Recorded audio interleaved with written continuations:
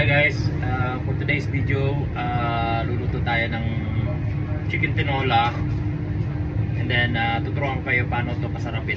Okay?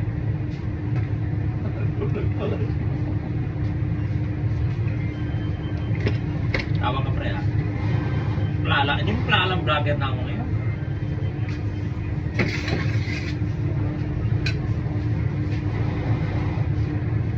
So, bawang.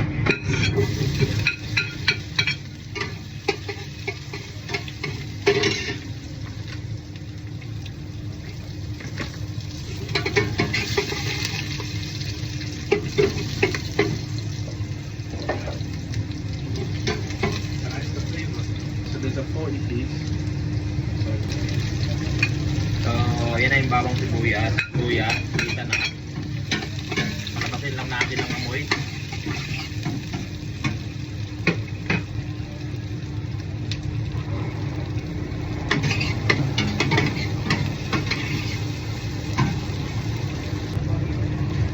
Yan, lumabas na yung brown na yung bawang, brown na.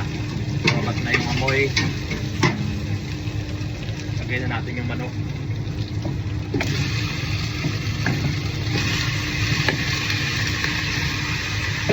Okay. Ginamit ko corn-fed chicken para masarap at malasa. Sa Pilipinas, obviously, pwede yung normal na manok. Also, you can use mas masarap sa tinola yung native, diba? Matagal lang pakuluan, pero mas malasa. At this point, nagtitimpla na ako asin.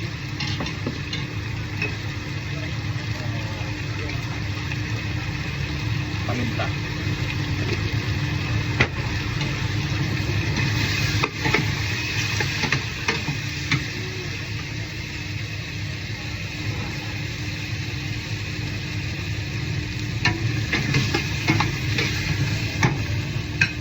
Tip number 1, dinuluto ko muna yung manok bago ko lagyan ng sabaw para mawala ang lansa. Yan, habang dinuluto natin ng manok sa gisa, lagyan na rin natin ng patis para pumasok yung lasa.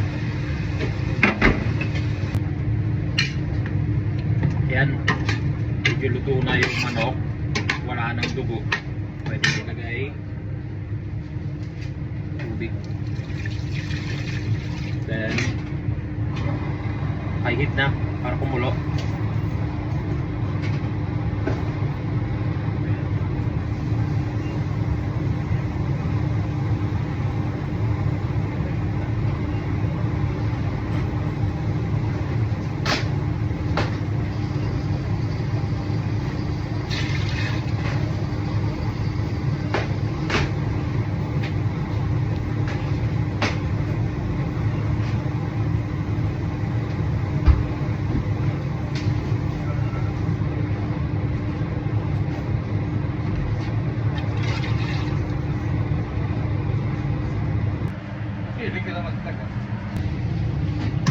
Hi guys, malambot na yung manok natin. Lagyan na natin ng sayote. No, not really. Ano to, courgette.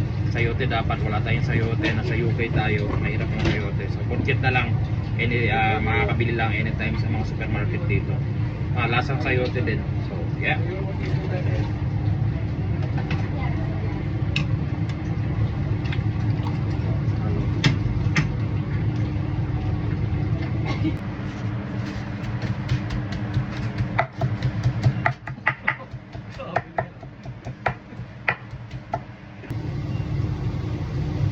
Sili.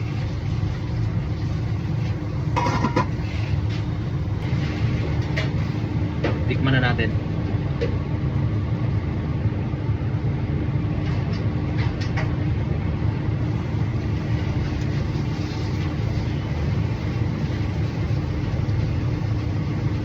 Asin. Konti pang patis.